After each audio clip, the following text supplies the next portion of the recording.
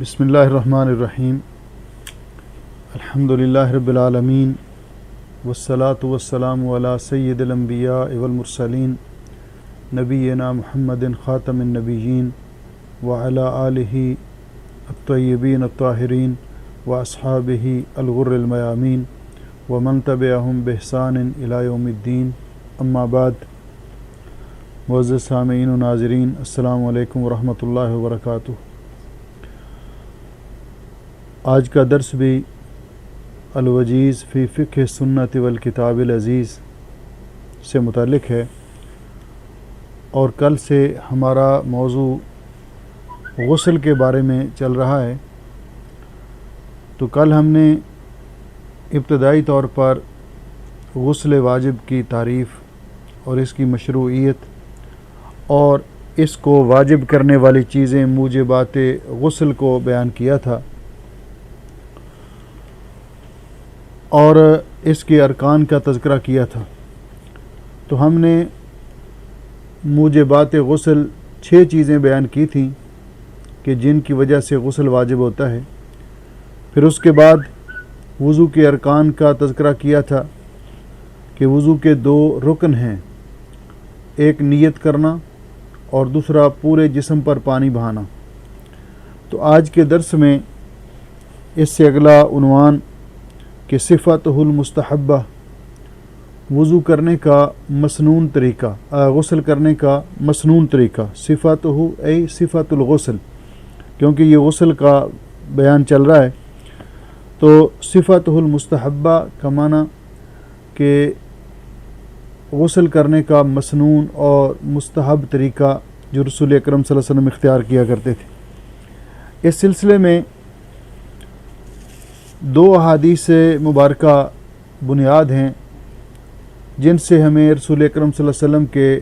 غسل کا پتہ چلتا ہے کہ آپ کس طرح غسل فرمایا کرتے تھے۔ ان میں سے ایک حدیث ام المومنین عائشہ صدیقہ طیبہ طاہرہ رضی اللہ تعالیٰ عنہ سے مروی ہے،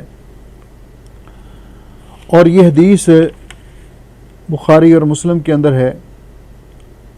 متفقن علیہ حدیث ہے۔ تو پہلے ہم اس حدیث کے اندر نبی پاک صلی اللہ علیہ وسلم کے طریقہ، غسل کا طریقہ اور جو آپ نے امت کو سکھایا اس کو معلوم کرتے ہیں۔ ان عائشہ رضی اللہ تعالی عنہ، ام المومنین سیدہ عائشہ صدیقہ طیبہ طاہرہ رضی اللہ تعالی عنہ بیان فرماتی ہیں، قالت کان رسول اللہ صلی اللہ علیہ وسلم اذا اغتسل من الجنابہ، کہ رسول اکرم صلی اللہ علیہ وسلم جب غسل جنابت کیا کرتے تھے، یبدأ فیغسل یدیہ، آپ سب سے پہلے اپنے ہاتھوں کو دھوتے، ثم یفرغ بیمینہ علی شمالہ، پھر آپ دائیں ہاتھ سے پانی ڈالتے بائیں ہاتھ پر، اور پھر آپ اس کے ساتھ استنجا کرتے، اپنے استنجا والے اعضاء کو دھوتے، فیغسل فرجہ، ثم یتوضأ وضوءہ للصلاۃ، پھر اس کے بعد آپ اس طرح وضو فرماتے جس طرح نماز کے لیے وضو کیا کرتے تھے، ثم یأخذ الماء، پھر آپ پانی لیتے، فیدخل اصابعہ فی اصول الشعر، یعنی اپنی ہاتھوں کی انگلیوں کو تر کر کے اپنے بالوں کی جڑوں کو خوب اچھی طرح پانی کے ساتھ تر کرتے، حتیٰ اذا رأى انہ قد استبرأ، حتیٰ کہ جب آپ یہ محسوس کرتے کہ ان قد استبرأ، کہ اچھی طرح بالوں کی جڑوں کو تر کر لیا ہے، پانی اچھی طرح بالوں کی جڑوں تک پہنچ چکا ہے، حفن علی رأسہ، حفن کا معنی ہوتا ہے یہ جس کو ہم ایک اوک بولتے ہیں، 2 ہاتھوں کو ملا کر، تو آپ اپنے دونوں ہاتھوں کو ملا کر، جس کو ہم اوک یا ہماری پنجابی میں بک بولتے ہیں، تو اس دونوں ہاتھوں کے ساتھ آپ پانی کا اوک بھر کر آپ اپنے سر پہ ڈالتے، 3 حفنات، 3 مرتبہ، یعنی 3 اوک پانی کے آپ اپنے سر مبارک پہ ڈالتے، ثم افاض علی سائر جسدہ، پھر آپ پورے جسم پر پانی ڈال کر جسم کو دھوتے، ثم غسل رجلیہ، پھر آپ اپنے دونوں پاؤں کو دھوتے، آخر میں آپ اپنے دونوں پاؤں کو دھو لیتے۔ تو یہ طریقہ کار رسول اکرم صلی اللہ علیہ وسلم کے غسل کا تھا۔ دوسری حدیث جو ہے وہ بھی حدیث بخاری اور مسلم کے اندر ہے۔ ام المومنین سیدہ میمونہ رضی اللہ تعالیٰ عنہ روایت کرتی ہیں، رسول اکرم صلی اللہ علیہ وسلم کے غسل کا طریقہ بیان کرتے ہوئے، ان میمونہ زوج النبی صلی اللہ علیہ وسلم، ام المومنین سیدہ میمونہ رضی اللہ تعالیٰ عنہ بیان کرتی ہیں، قالت توضأ رسول اللہ صلی اللہ علیہ وسلم، رسول اکرم صلی اللہ علیہ وسلم نے جب غسل کیا تو آپ نے وضو کیا، وضوءہ للصلاۃ، جس طرح آپ نماز کے لیے وضو کیا کرتے تھے، غیر رجلیہ، بغیر اپنے پاؤں کو دھوئے ہوئے، یعنی آپ نے پاؤں نہیں دھوئے، باقی سارا وضو اسی طرح کیا جس طرح نماز کے لیے وضو کیا کرتے تھے۔ وغسل فرجہ، اور آپ نے استنجا کیا، وما اصابہ من الاذى، اور جو کچھ کوئی آلائش یا کوئی چیز جسم کو لگی تھی اس کو دھویا، ثم افاض علیہ الماء، پھر آپ نے اپنے پورے جسم پر پانی بہایا، ثم نحى رجلیہ، پھر آپ ایک سائیڈ پہ ہوئے، فغسلہما، تو آپ نے اپنے دونوں پاؤں کو ایک سائیڈ پہ ہو کر دھویا۔ ھذہ غسلہ من الجنابہ، یہ رسول اکرم صلی اللہ علیہ وسلم کا غسل جنابت تھا، یہ ام المومنین میمونہ رضی اللہ تعالیٰ عنہ نے بیان کیا۔ بعض علماء نے کہا کہ اس حدیث کے اندر کچھ تقدیم و تاخیر ہے، اس حدیث میں کچھ تقدیم و تاخیر ہے۔ یہ دونوں احادیث کو جب ملایا جائے اور اس کے ساتھ باقی جو سنن کی کتابوں کے اندر جو احادیث معلوم ہوتی جو بیان کی گئی ہیں، تو اس سے جو رسول اکرم صلی اللہ علیہ وسلم کے غسل کرنے کا طریقہ سامنے آتا ہے، اور جو ہم اس سے پہلے پڑھ کے آئے ہیں، تو اس میں جو اختصار کے ساتھ جو غسل کا طریقہ ہے کہ غسل جنابت کرنے سے پہلے سب سے پہلے انسان استنجا کرے، اور اس کے بعد اگر جسم کو کوئی چیز لگی ہے تو اس کو صاف کر لے، پانی کے ساتھ اس کو دھو لے، اور اس کے بعد اپنے ہاتھوں کو اچھی طرح صاف کر لے، جس طرح کہ حدیث پاک میں آتا ہے کہ نبی پاک صلی اللہ علیہ وسلم نے استنجا کرنے کے بعد اپنے بائیں ہاتھ کو زمین پہ رگڑا اور اچھی طرح اپنے ہاتھوں کو دھویا، پھر اس کے لیے وضو کرے جس طرح نماز کے لیے وضو کیا جاتا ہے، جس طرح نماز کے لیے وضو کیا جاتا ہے۔ اور اس کے بعد رسول اکرم صلی اللہ علیہ وسلم نے اب یہ جو وضو ہے جو نماز کے لیے کیا جاتا ہے، تو اس میں رسول اکرم صلی اللہ علیہ وسلم کا جو طریقہ بیان کیا گیا وضو کرنے کا، وہ یہ کہ آپ نے اپنے بازوؤں کو کوہنیوں سمیت دھویا، لیکن آپ نے سر کا مسح نہیں کیا، آپ نے سر کا مسح نہیں کیا۔ اسی لیے امام نسائی رحمہ اللہ نے نسائی شریف کے اندر یہ باب قائم کیا ہے، باب ترک مسح الراس فی الوضوء من الجنابہ، غسل جنابت سے پہلے جو وضو کیا جاتا ہے اس میں سر کا مسح، اس کو ترک کرنے کا باب کہ سر کا مسح نہیں کیا جائے گا۔ کیوں نہیں کیا جائے گا؟ اس کی وجہ یہ ہے کہ حافظ ابن حجر رحمۃ اللہ علیہ فرماتے ہیں کہ حدیث غسل میں، جس میں رسول اکرم صلی اللہ علیہ وسلم کے غسل کا تذکرہ ہے، جو آپ نے امت کو غسل کا طریقہ سکھایا، اس میں مسح کا ذکر نہیں ہے۔ فتح الباری میں حافظ ابن حجر رحمۃ اللہ علیہ فرماتے ہیں۔ امام ابو داؤد رحمۃ اللہ علیہ فرماتے ہیں، میں نے امام احمد ابن حنبل رحمۃ اللہ علیہ سے پوچھا کہ کیا جنبی غسل کے وقت وضو میں سر کا مسح بھی کرے گا؟ تو انہوں نے جواب دیا کہ وہ مسح کس لیے کرے گا جبکہ سر پر پانی ڈالنا ہے، یعنی سر پر مسح کرنا کافی نہیں، تو جب سر پر پانی ڈالنا ہے، جس طرح ہم نے پہلے پڑھا کہ رسول اکرم صلی اللہ علیہ وسلم نے اپنے ہاتھوں کی انگلیوں کو تر کر کے اور اپنے سر کے بال اور داڑھی کے بال، ان کی جڑوں کو اچھی طرح تر کیا، اور اس کے بعد 3 چلو یا 3 اوک پانی کے اپنے سر پہ ڈالے، دائیں طرف ڈالا، پھر بائیں طرف، اور پھر سر کے درمیان 3 اوک پانی کے آپ نے اپنے سر پہ ڈالے۔ تو یہ معنی ہے کہ سر کا مسح نہیں ہوگا بلکہ سر کو پانی کے ساتھ دھویا جائے گا، سر کو پانی کے ساتھ دھویا جائے گا۔ بعض علماء نے کہا ہے کہ اس میں سر کے مسح کا جو واضح طور پر کوئی نفی تو موجود نہیں ہے، لیکن اگر کوئی وضو کرتے وقت سر کا مسح بھی کر لیتا ہے اور غسل کرتے وقت سر پہ پانی کے 3 اوک ڈالتا ہے، پانی کو اچھی طرح سر کو پانی کے ساتھ دھوتا ہے، دونوں چیزیں اگر جمع بھی کر لیتا تو کوئی حرج نہیں ہے۔ لیکن اگر کوئی سر کا مسح نہیں بھی کرتا تو کیونکہ اس کے بعد سر کو دھونا ہے تو اس لیے مسح اگر نہیں بھی کرتا تو کوئی حرج نہیں ہے۔ مسح رہ گیا پاؤں کا معاملہ، تو اس کے بارے میں دونوں حدیثوں کے اندر ایک میں ہے کہ رسول اکرم صلی اللہ علیہ وسلم نے پاؤں دھو لیے، اور دوسری میں ہے کہ رسول اکرم صلی اللہ علیہ وسلم نے پاؤں نہیں دھوئے، باقی وضو کمپلیٹ کیا، پاؤں غسل سے فارغ ہو کر ایک سائیڈ پہ ہٹ کر آپ نے دھوئے، جس کو محدثین نے اس طرح تطبیق دی ہے دونوں حدیثوں میں کہ اگر تو جس جگہ انسان غسل کر رہا ہے وہ جگہ ایسی ہے کہ اس میں سے پانی بہہ جاتا ہے، پانی نیچے جمع نہیں ہوتا، تو ایسی صورت میں انسان شروع میں پاؤں بھی ساتھ دھو لے تو یہ بھی ٹھیک ہے، اور اگر ایسی جگہ ہے کہ جس میں پانی نیچے جمع ہوتا ہے، وہ چھینٹے بار بار پاؤں پہ پڑتے ہیں، تو ایسی صورت میں پہلے پاؤں نہ دھوئے بلکہ پاؤں کو آخر میں دھو لے تاکہ غسل کے دوران بار بار چھینٹے پانی پاؤں پر نہ پڑیں۔ تو یہ دو طریقے، 2 احادیث رسول اکرم صلی اللہ علیہ وسلم سے مروی ہیں غسل جنابت کے بارے میں۔ اب ہم جو پہلے اس کے فرائض ارکان ان کو پڑھ کے آئے ہیں، ان کے پیش نظر سب سے پہلے تو انسان جب وضو کرے گا تو ظاہر بات ہے کہ پہلے استنجا کرے، اور اگر جسم کو کوئی چیز لگی ہے اور اس کو صاف کر لے اور اس کے بعد ہاتھوں کو اچھی طرح دھو لے، تو وضو کرے گا تو وضو کے سٹارٹ میں بسم اللہ پڑھنی چاہیے، اور یہی بسم اللہ جو ہے یہ غسل کے لیے الگ سے لازم جو ہے نا وہ ثابت نہیں ہے، یہی بسم اللہ وضو اور غسل کے لیے ہوگی۔ اب یہ بسم اللہ جو ہے اگر آپ واش روم کے اندر ہی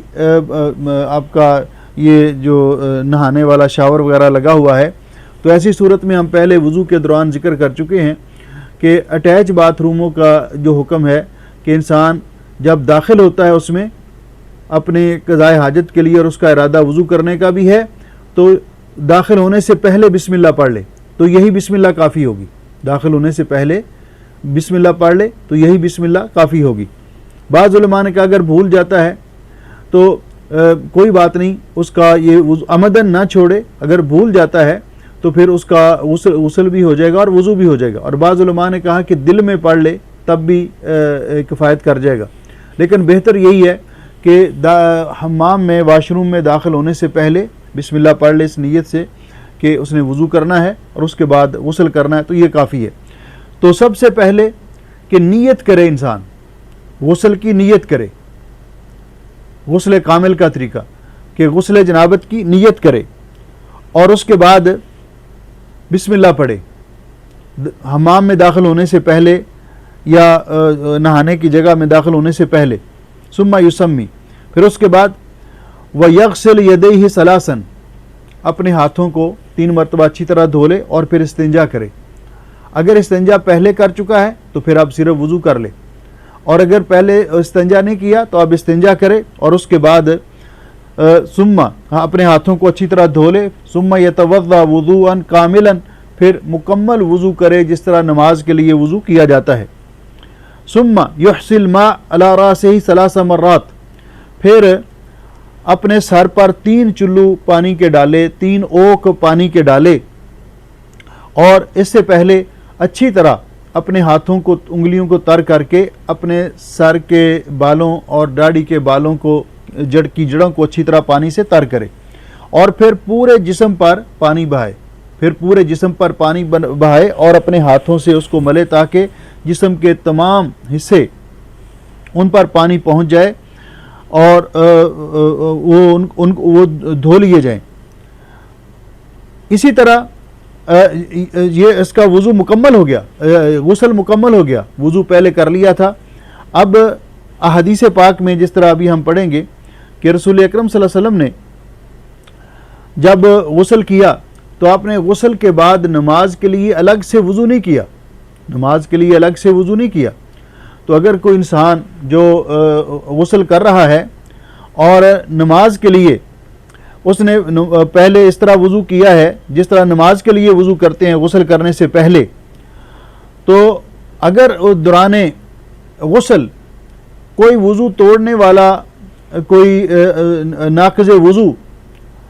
وہ ظاہر نہیں ہوا، مثلا ہوا خارج نہیں ہوئی، یا اس کو دوبارہ پیشاب وغیرہ کی حاجت نہیں ہوئی، یا پھر جسم کو دھوتے وقت اپنی شرمگاہ کو قبل یا دبر کو ہاتھ نہیں لگا، تو اس کو وہی وضو نماز کے لیے کافی ہوگا۔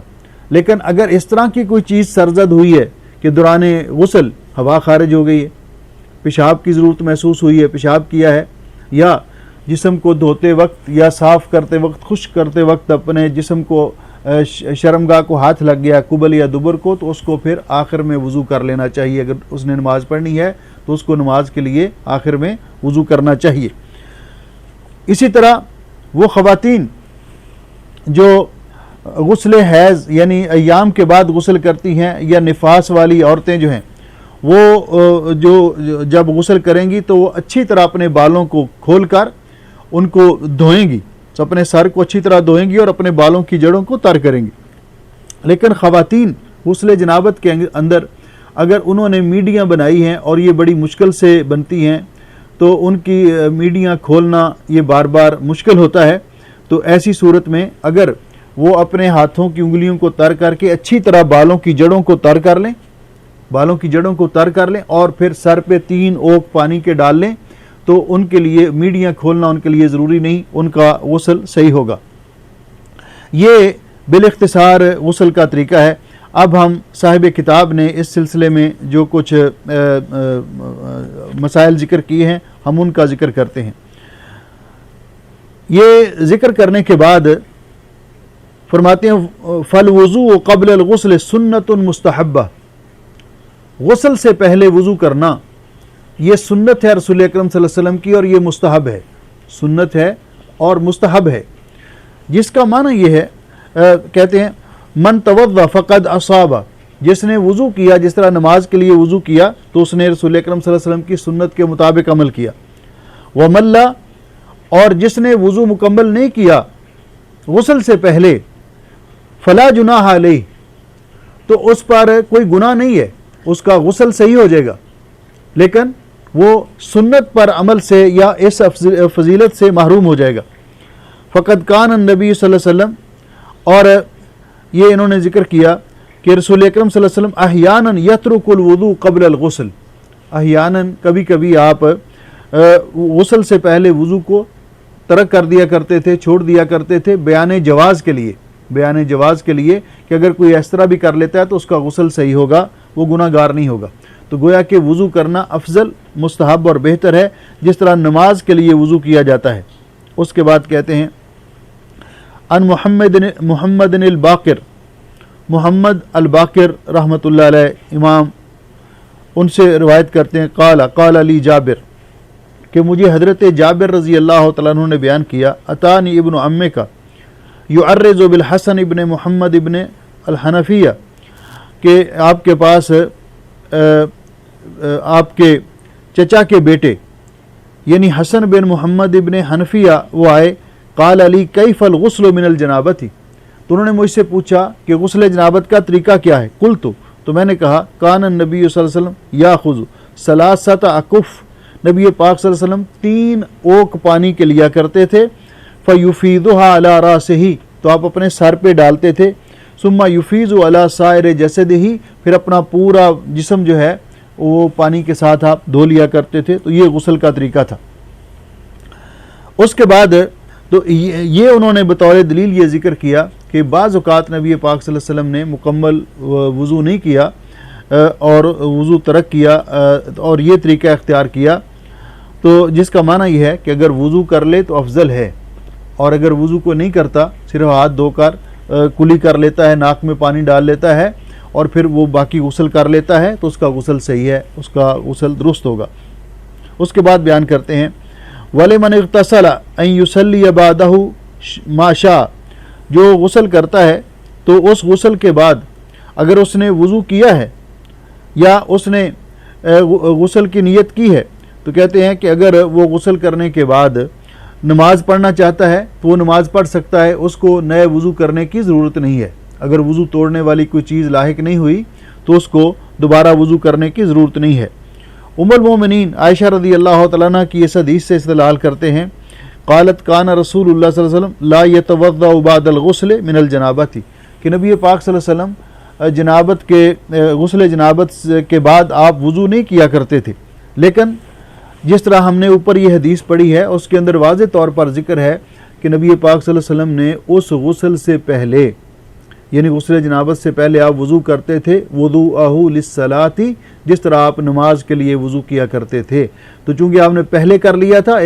اس لیے آپ بعد میں نہیں کرتے تھے، تو افضل بہتر طریقہ یہی ہے کہ پہلے وضو کیا ہے اور درمیان میں غسل کے دوران یا آخر میں اپنا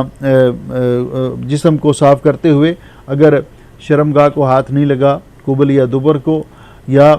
کوئی وضو توڑنے والا کوئی ناقض وضو وہ سرزد نہیں ہوا تو پھر وہی وضو کافی ہے۔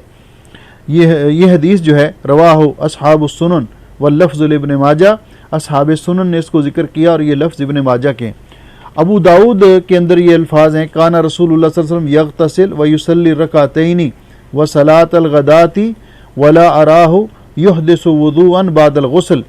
کہ رسول اکرم صلی اللہ علیہ وسلم غسل کرتے اور پھر آپ 2 رکعتیں پڑھتے اور فجر کی نماز پڑھتے، یعنی فجر سے پہلے آپ غسل کرتے،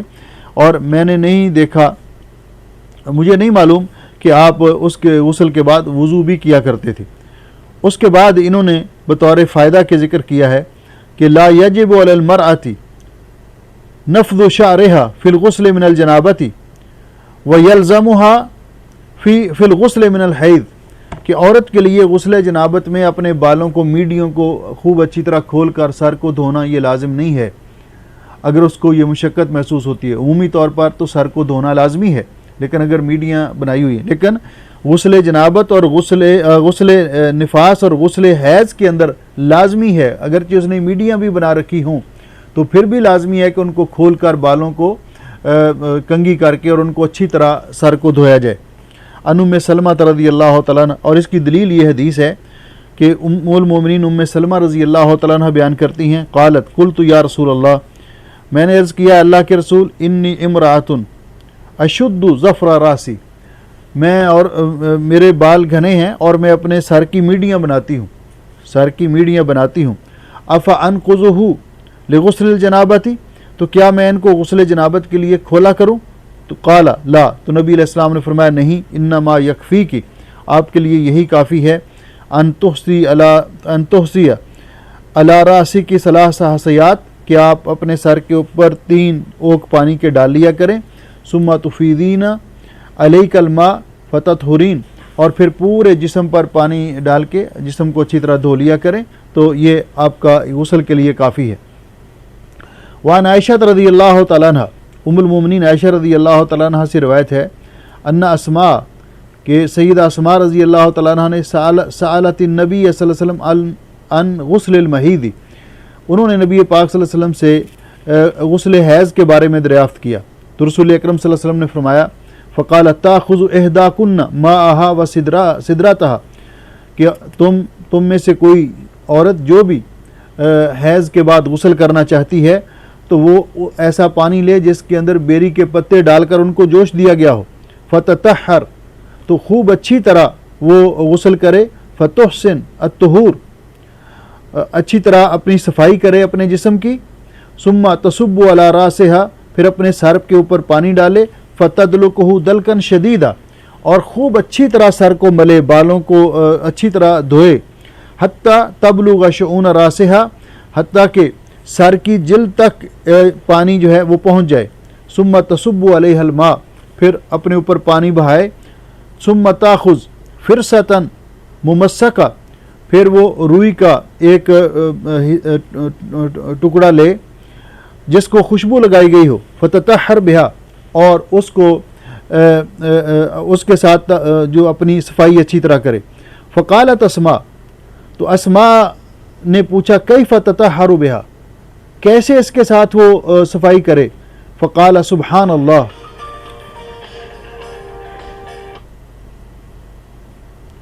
فقال سبحان اللہ، تو رسول اکرم صلی اللہ علیہ وسلم نے فرمایا سبحان اللہ، فتطہرین بہا،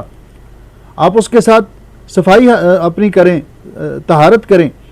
تو اما عائشہ رضی اللہ تعالیٰ عنہ نے، گویا کہ نبی علیہ السلام نے کنایتاً فرمایا تھا، تو اما عائشہ رضی اللہ تعالیٰ عنہ نے انہیں کہا، یعنی آہستہ سے ان کے کان میں کہا، تخفی ذالک، کانہا تخفی ذالک،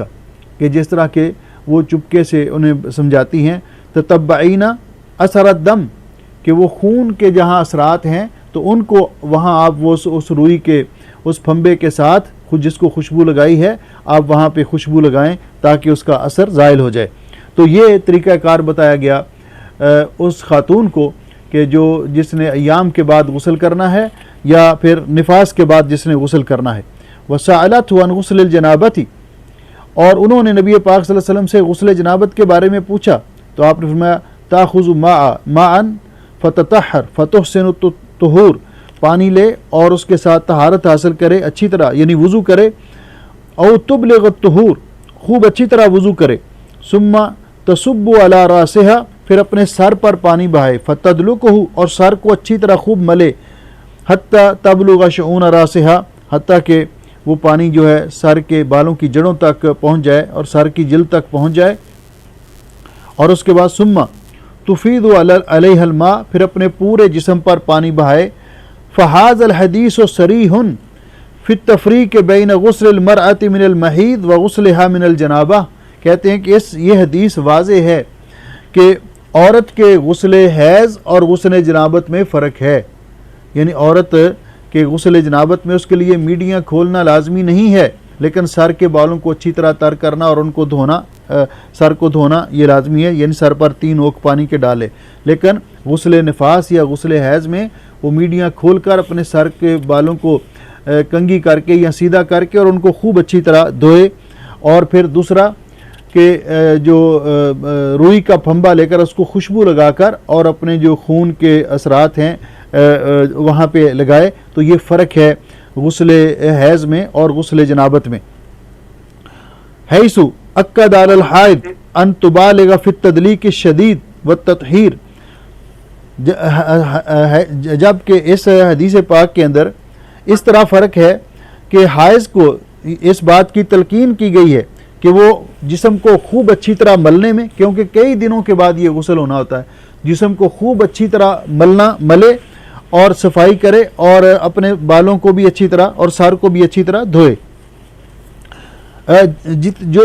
جس قدر تاکید غسل جنابت میں نہیں کی گئی، جس طرح کہ ام المومنین ام سلمہ رضی اللہ تعالیٰ عنہ کی حدیث کے اندر یہ ذکر ہے کہ میڈیوں کو کھولنا غسل جنابت میں واجب نہیں ہے، جس کے لیے یہ مشکل ہو ان کو کھولنا۔ والاصل نقض الشعر، اور اصل بات تو یہ ہے کہ بالوں کو ان کو کھولا جائے تاکہ اس بات پہ یقین ہو جائے کہ بالوں کی جڑوں تک یا سر کی جڑوں تک پانی کے اثرات پہنچ چکے ہیں۔ تو یہ فرق ذکر کیا۔ اس کے بعد دوسرا ذکر کیا فائدہ، یجوز للزوجین ان یغسلا معا فی مکان واحد، ایک ہی جگہ پہ جو زوجین میاں اور بیوی ایک ہی حمام میں واش روم میں غسل کر سکتے ہیں، اور اگر ایک دوسرے کے جسم پر نظر بھی پڑ جاتی ہے تو اس میں کوئی حرج نہیں، لیکن اگر ایسی صورت ہو تو کپڑا باندھ کر وہ غسل کریں تو یہ ٹھیک ہے، لیکن اگر ایسی کوئی صورت نہیں حمام کے اندر تو میاں بیوی ہیں وہ ایک جگہ پہ ایک برتن میں پانی ڈال کر بھی غسل کر سکتے ہیں، اس میں کوئی حرج نہیں ہے۔ جیسا کہ ام المومنین عائشہ رضی اللہ تعالیٰ عنہ فرماتی ہیں، کنت اغتسل انا ورسول اللہ صلی اللہ علیہ وسلم من اناء واحد ونحن جنوبان، کہ میں اور نبی پاک صلی اللہ علیہ وسلم ایک ہی برتن میں غسل کر لیا کرتے تھے جب کہ ہمیں غسل جنابت کی حاجت ہوتی تھی۔ تو یہ غسل جنابت کا جو طریقہ ذکر کیا گیا، تو اس میں ایک دفعہ پھر اس کو ہم ریپیٹ کر لیں، اور یہ ہر مسلمان کو معلوم ہونا چاہیے، جو بھی بالغ بچے ہیں بچیاں ہیں ان کو بھی، جو مرد ہیں اور خواتین ہیں، سب کا ایک ہی طریقہ ہے کہ سب سے پہلے انسان اپنا بول و براز کی حاجت سے فارغ ہو، استنجا کرے اور اس کے بعد اپنے ہاتھوں کو اچھی طرح دھو لے، اور اس سے پہلے جس طرح ہم پہلے پڑھ کے آئے ہیں قضاء حاجت کے آداب میں کہ واش روم میں داخل ہونے سے پہلے دعا پڑھے، اور یہ دعا بھی ہر مسلمان کو یاد ہونی چاہیے. اور وہ دعا کیا ہے جو واش روم میں داخل ہونے سے پہلے پڑھی جاتی ہے کہ اعوذ باللہ من الشیطان الرجیم.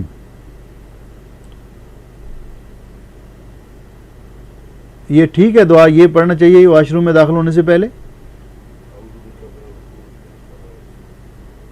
ہاں جی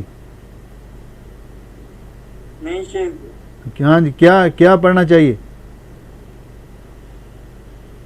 واش روم میں داخل ہونے سے پہلے؟ کون سی دعا پڑھنی چاہیے؟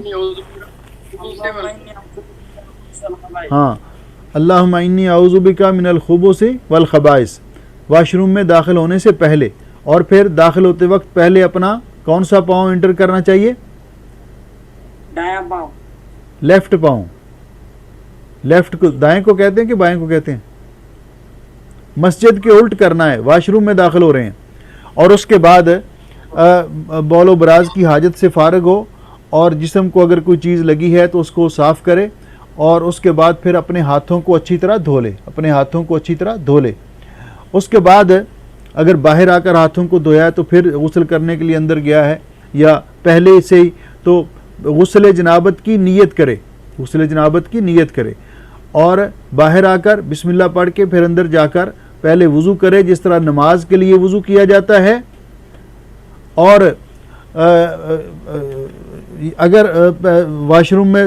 باہر نکل کر داخل نہیں ہوا تو داخل ہونے سے پہلے بسم اللہ پڑھ لے، تو یہی بسم اللہ کافی ہوگی. تو وضو کرے جس طرح نماز کے لیے وضو کیا جاتا ہے، اس میں سر کا مسح کرنا لازمی نہیں ہے. اپنے دونوں کونیوں کو جب دھو لیا تو پھر سر کا مسح کرنا لازمی نہیں ہے، بلکہ سر کے مسح کی بجائے اپنے ہاتھوں کی انگلیوں کو تر کر کے سر کے بالوں کی جڑیں ان کو اچھی طرح تر کر لے تاکہ پورے جو ہر بال کی جڑ تک پانی کی تری کے اثرات پہنچ جائیں. اپنی داڑھی کا اچھی طرح خلال کرے، داڑھی کے بالوں کو بھی اچھی طرح تاکہ بالوں کی جڑوں تک پانی کے اثرات پہنچ جائیں. اور اس کے بعد پھر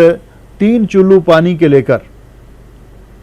یا اس کے بعد اگر وہ اپنے پاؤں دھو لیتا ہے تو یہ وضو کمپلیٹ ہو گیا. اس کے بعد پھر 3 چلو پانی کے 3 حفنات 3 حسیات. تو حفنات اوک کو کہتے ہیں، یہ 2 ہاتھوں کو ملا کر جس طرح، تو اس طرح اپنے ہاتھ پانی لے اور اپنے سر کی دائیں طرف سے، یعنی غسل جنابت میں باقی وضو کی طرح بھی دائیں طرف سے شروع کرے. دائیں طرف پانی ڈالے، پھر بائیں طرف ڈالے اور پھر درمیان میں ڈال لے. اس کو کہتے ہیں تسلیث الراس. اگر ایسے نہیں بھی کرتا تو 3 اوک پانی کے لے کر دائیں طرف سے ڈال کر اور اپنے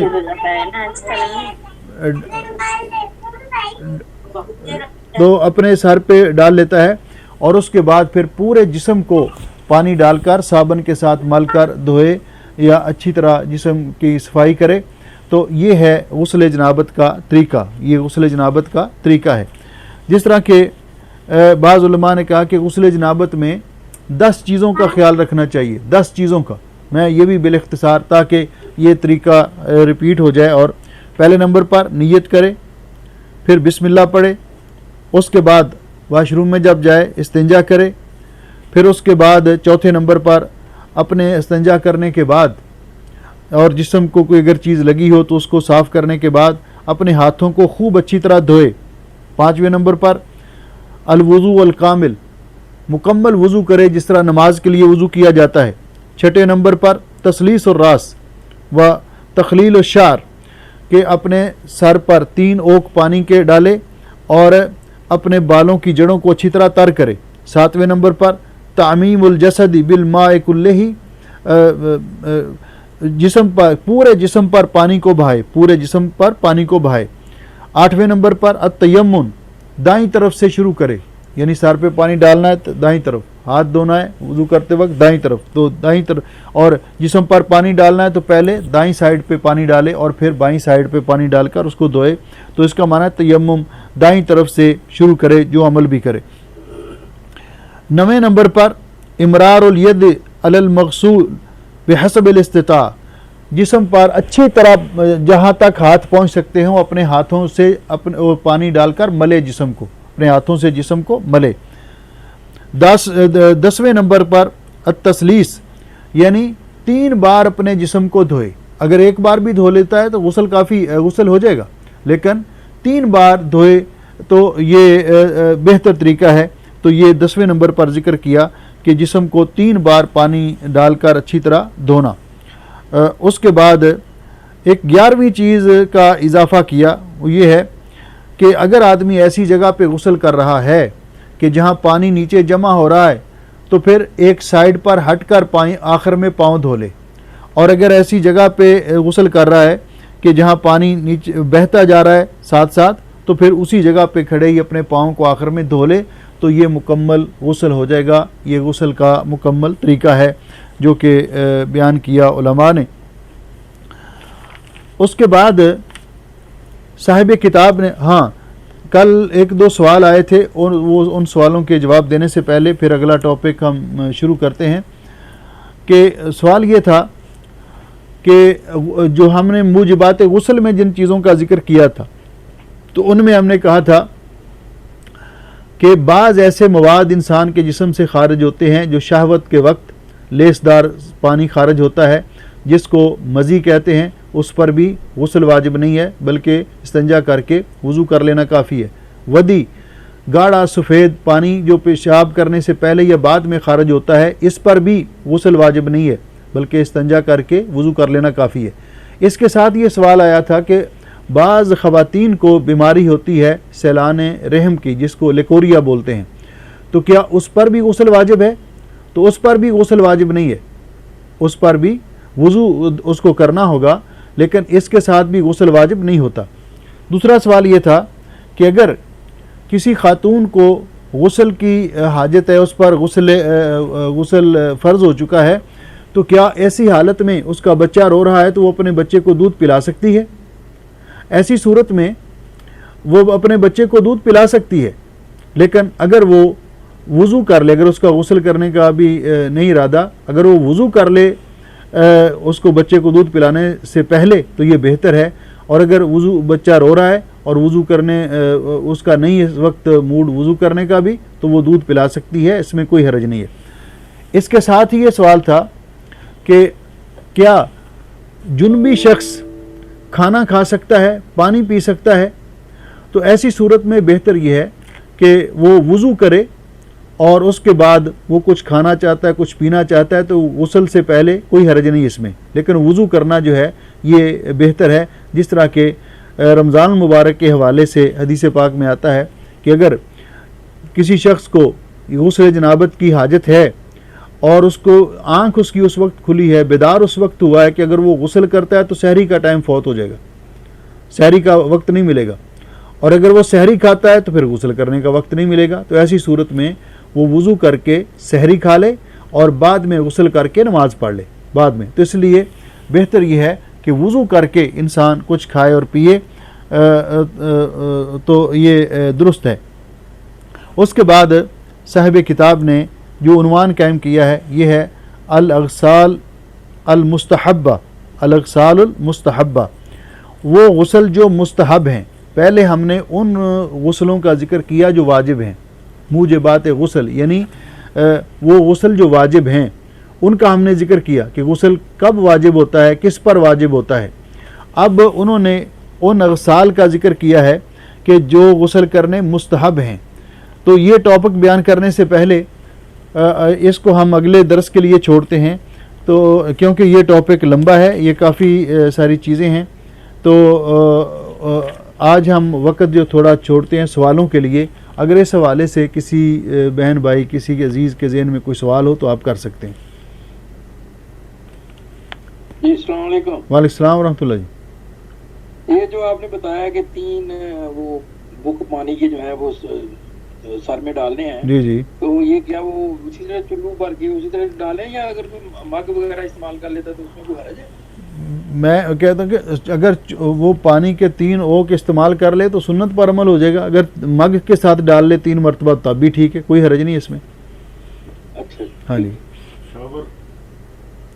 اگر شاور کے نیچے ہے تو ایسی صورت میں بہتر ہے کہ وہ شاور سے پانی بہہ رہا ہے تو وہ اوک جو ہے اس کے اندر وہ لے کر وہ سنت پر عمل کرے، اور باقی پھر شاور کے نیچے اپنے جسم کو دھو لے۔ ٹھیک ہے جی۔ شاور چل رہا ہے تو وہ 3 جو اوک جو ہیں وہ بھر کے اپنے سر پہ ڈال لے، دائیں طرف پھر بائیں طرف اور درمیان میں، اور پھر شاور کے نیچے کھڑے ہو کر پورے جسم پر اپنے پانی بہا لے تو ٹھیک ہے۔ ہاں جی، ٹھیک ہے، جزاک اللہ۔ اور کسی کا کوئی سوال؟ کیونکہ یہ مستحب غسل کے اندر یہ بہت سارے مسائل آ جائیں گے جو غسل سے متعلقہ ہیں، اس لیے میں تفصیل میں نہیں گیا تاکہ یہ بیان ہو جائیں، اور اس کے بعد کوئی چیز رہ گئی تو پھر انشاءاللہ ہم بیان کریں گے۔ بارک اللہ فیکم، اللہ تعالیٰ اس پروگرام میں آپ سب کا شرکت کرنا اور ہمارا شرکت کرنا قبول و منظور فرمائے۔ اللہ تعالیٰ ہمارے علم کو علم نافع بنائے اور ہمیں عمل صالح کی توفیق عطا فرمائے۔ اللہ سبحانہ و تعالیٰ جتنے مسلمان بیمار ہیں، کسی بیماری میں بھی مبتلا ہیں، کرونا کی وجہ سے بیمار ہیں، اللہ سب کو شفاء کاملہ عطا فرمائے، اور اس خطرناک بیماری سے اللہ تعالیٰ ہم سب کو محفوظ فرمائے۔ اللہ تعالیٰ تمام پریشان مسلمانوں کی پریشانیاں دور فرمائے، روزگار کی وجہ سے جو پریشان ہیں، اقتصادی طور پر جو پریشانیاں، اللہ سب کی دور فرمائے، ہم سب کو رزق حلال وافر مقدار میں عطا فرمائے، اور اللہ تعالیٰ جو کچھ اللہ نے عطا کیا اس میں اللہ سبحانہ و تعالیٰ برکت عطا فرمائے، اس ملک کی بھی اور تمام بلاد اسلامیہ کی حفاظت فرمائے۔ اللہ تعالیٰ کی بارگاہ میں دعا ہے کہ اللہ تعالیٰ یہاں پہ ہماری اور ہمارے اپنے اپنے وطنوں میں ہمارے اہل و عیال عزیز و اقارب کی حفاظت فرمائے، جب تک اللہ ہمیں زندہ رکھے، اسلام پر زندہ رکھے، آخری وقت آئے تو اللہ ہمارا خاتمہ ایمان پہ کرے، ہم سب کی دنیا اور آخرت بہتر بنائے۔ بارک اللہ فیکم، السلام علیکم ورحمۃ اللہ وبرکاتہ۔